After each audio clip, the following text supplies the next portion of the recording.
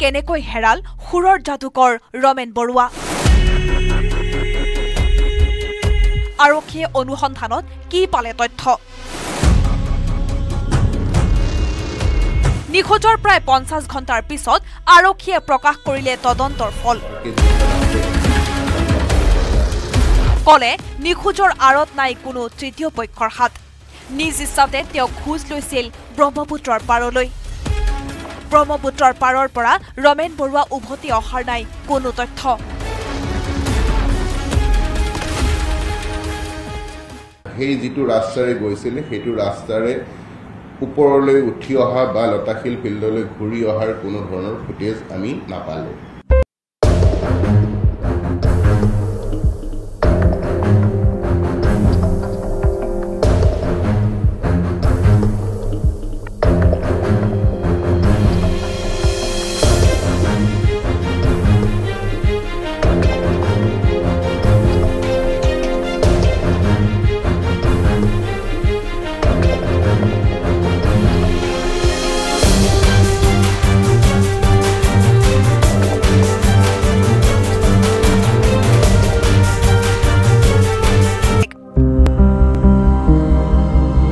আৰক্ষী আয়ুক্ত দিগন্ত বৰাৰ দাবী তেওঁৰ নিৰুদ্দেশৰ সৈতে বাহিৰৰ কোনো লোক জড়িত নাই স্বইচ্ছাৰে তেওঁ সেই পথেৰে গৈছিল স্নিফাৰ ডগৰ জৰিয়তে লোকেশন চাইছিল যদিও কুকুৰটোৱে বৰুৱা নদীৰ ঘাটলৈকে যোৱাটো প্ৰমাণ কৰিছিল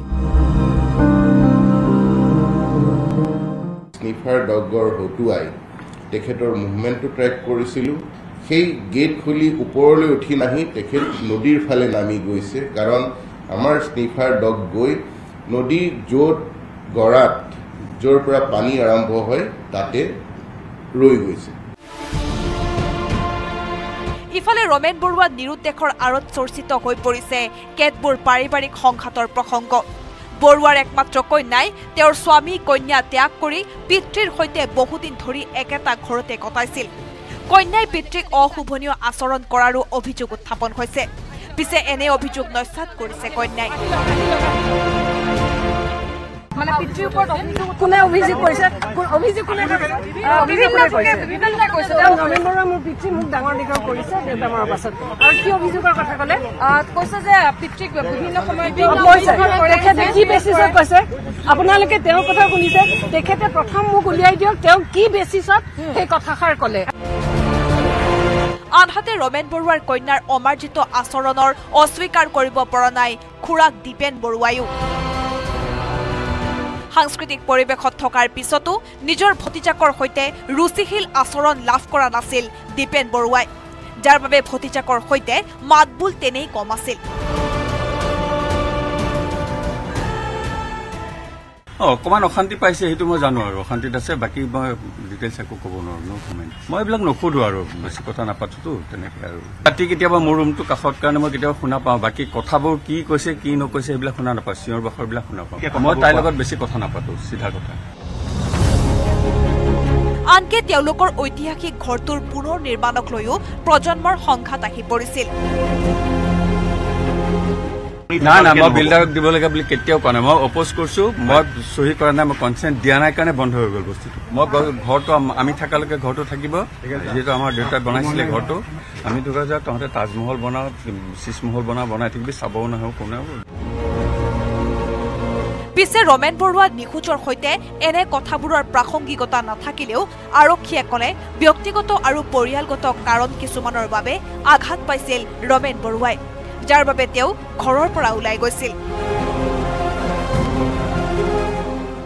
এই গোটেই তেখেতৰ নিৰুদ্দেশ সংক্ৰান্তীয় যিটো ঘটনা হৈছে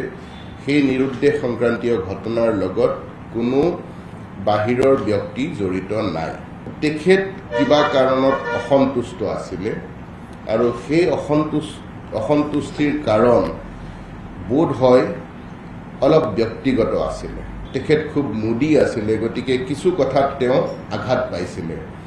আৰু সেই আঘাত পাই তেওঁ ঘৰৰ পৰা স্বইচ্ছাৰে ওলাই গৈছে